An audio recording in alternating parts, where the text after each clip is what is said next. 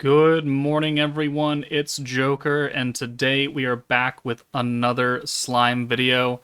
And finally, after quite a bit of a wait, which I don't really understand why, the new masked hero is here. The first EX Unbound masked hero, Avatar of Moonlight.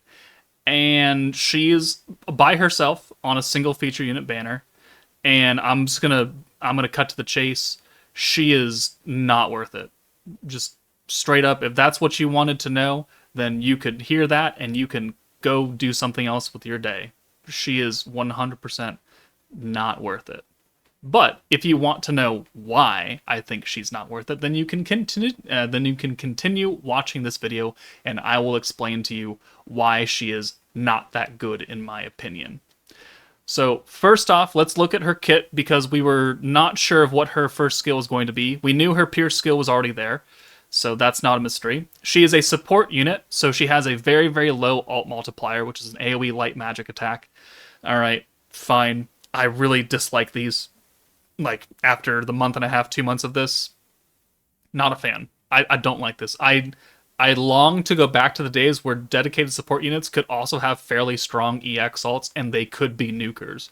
Now they have no possibility of doing that because this is such a low multiplier. Like, you look at the light Shinsha that came out last month, she's got a 600% multiplier when she's capped out, and this Master Hero is 150%. So, excellent. Great. Love to see it.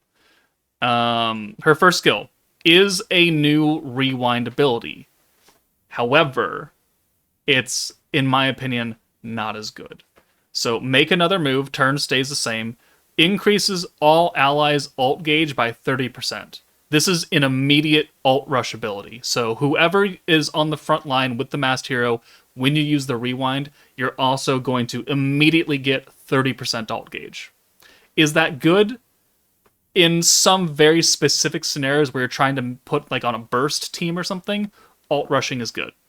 On a stacking green team that you're there for 8 turns, and you already are getting passive alt gauge increase from the protector because of the enamor effect, and you're sending 6 hands of green orbs which are buffed by Diablo, 30% extra alt gauge is not important. It's not. Straight up. You can have alts on turn 3 with this team. We are not hurting for alt gauge for the Divine General team. So why they decided to put a 30% alt rush on a rewind ability, which you can only use once, by the way, so it's not like you can continually alt rush with the hero. It's one time. Makes very little sense. So I'm not impressed with this skill. Rewind as an ability, as like in general, is a good skill. She's now only 2 characters who can do it. One of them came out 2.5 years ago, and that skill, I think, is better because it gives you protection gauge on orbs, which helps you get more protection character gauge, which helps you use your protector more often, which is a lot more important than 30% immediate alt gauge in 99% of scenarios. So that's already not a good sign for this new masked hero. Her second skill is the 100% guaranteed pierce and 100% pierce power for all 5 units, front and back line. This is a good skill. It's expensive, but it hits everybody. The problem is that the damage output you get from using 100% pierce power and the damage you get from using 100% synergy power or 100% crit damage is not equal. Pierce is the weakest of the main 3 damage buffs, being pierce, synergy, crit. So, like, yeah, you get 100%. It's quite expensive, so trying to put that on, like, a burst team is just not going to work. So then makes the ult rush kind of also unnecessary as well. Because if I'm going to bring her for this, I probably want to use her other skill, but this is really expensive for a burst team. 90 points, even with the skill cap increase, like, that's still a lot. And, again, Pierce is not as strong as the other 2. At this point, now I expect that whatever final unit we get next week, around this time, so around the 13th or 12th, I expect them to have guaranteed crit and 100% crit power. Like, that's it. That's one of their skills pretty much wrapped up in the bag. So the other skill for the next unit better be an ult swap, otherwise this team's going down. She is true attribute unbound, light, she has a charge character. You get extra damage on turn 6 through 8 if you're weak, or if you're type advantage. Her valor trait seals body and spirit changing skills, which are like heals and vengeance, can be useful in certain scenarios, but not the most useful valor trait. And then her actual trait, if by some god's forsaken reason you pull dupes of her, is after sending 6 orbs of greens, you get 10% extra pierce power. Which this character, again, is not a damaging character. Like, she is not meant to do damage. She's here to support other people doing damage and rewinding to get extra stacks out of Raphael's alt gauge and synergy power, or alt damage and synergy power buff. Her having an extra 10% or 15% pierce power after you send 6 greens is actually kind of useless. Unless you put her in a support slot setting, of which, if you don't have dupes, you're not going to do that. So, her trait, unimpressive. Her first skill, expensive, decent, not as powerful as others. And her first skill is actually criminally worse than the Masked Hero's rewind skill that came out 2.5 years ago. So these are 3 strikes and you're out on the hero already. But wait, there's more. Because not only is she on a single featured unit banner, she is only with Vengeance Veldora. That is the only other 5-star EX character featured, just like the Almizia, Raphael, and Diablo banner. Now, what's the difference between summoning on this banner and summoning for the hero? Well, it's the fact that you have 3 featured units here and a protector versus 1 battle character who, at this point, I'm fairly certain if you have a skill-fused space hero from half anniversary, it's probably going to equal or only be slightly lower than the damage output support that this hero is going to bring. So she is equaling or slightly better than a unit that came out 2.5 years ago. That is not what you want me to say out of a brand new premium summonable 3rd anniversary unit that came out an hour and 46 minutes ago. That's not what you want to hear. That's not what I want to say on a 3rd anniversary banner with a premium summonable unit that came out an hour and 46 fucking minutes ago. But here we are.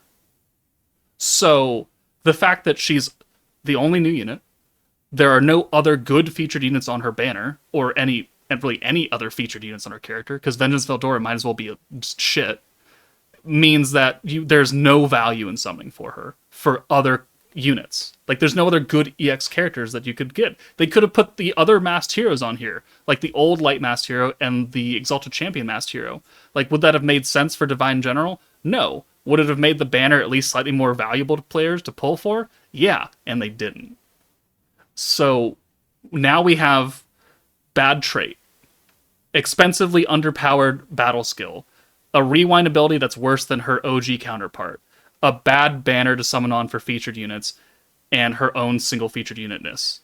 Like, these are multiple things where it's like, why?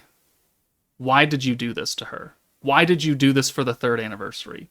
You could have done something incredible with the rewind skill. I don't know what. I can't really think right now because I'm a little bit upset and irritated. But they could have done something else with her. They could have just not given her pierce power. They could have given her something else that's good. But no, they decided to go, unfortunately, the kind of shit route and make her pretty mid. Now, on paper, not constrained by the Divine General team, is she a good character? Yes. And this is where the confusion is going to start. Because on paper, pierce power for everybody, rewind. These are good skills for any team that needs to pierce, and rewind is a good skill for most teams to have. You put them together and you got a good support character. Fine. But you still have to remember that her banner is shit. So if you're summoning for her, you're willingly summoning for 2 units. Vengeance Veldora, who is ass, and her, who I'd rather tell you to bring the old space hero. So that's the downside. Will she work as a support character for other teams that want Pierce? Yes. Is she valuable enough to summon for right stat now? No. She will return on future banners. I don't know when, but in the future, she will come back eventually. And I think that is when people should maybe try and target getting her on some other banner where she's featured, but also with other characters who actually make the banner worthwhile. Right now, summoning for the Masked Hero, I think, is a huge mistake. And if you are done summoning and you have Elmisia and Diablo and Raphael, just stop. Don't spend any more crystals. Wait for the next unit to see what they do and if they're really good or not.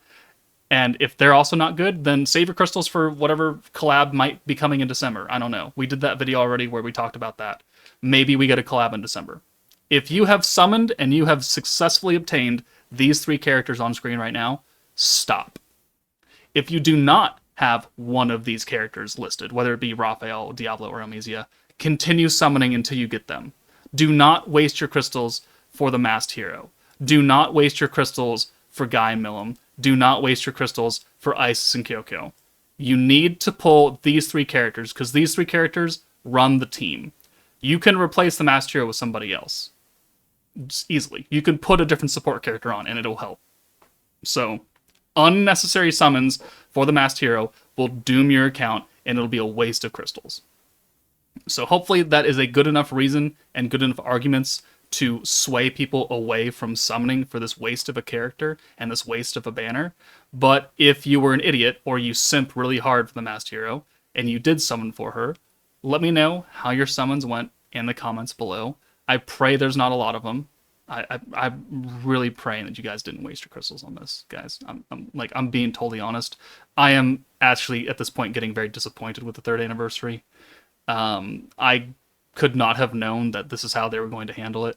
We have a lot to talk about when I do my review of the entirety of the 3rd anniversary after the 3rd banner comes out, after all the content is released. That will be a very long video and a lot of complaining. It's just straight up, I'm going to warn you guys right now. I'm not super thrilled with how this has been handled. Both team design, the new rarity, and what they've done with that. There are a lot of things that I'm not happy with. On top of the things that I'm still not happy with, that they still haven't resolved either.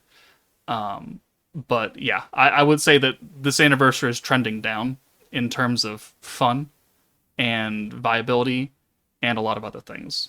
So that'll video come out later in November, like late November probably. So we got a lot of time. But again, don't summon for this. But that's it for me, guys. Take it easy, and I'll see you all later.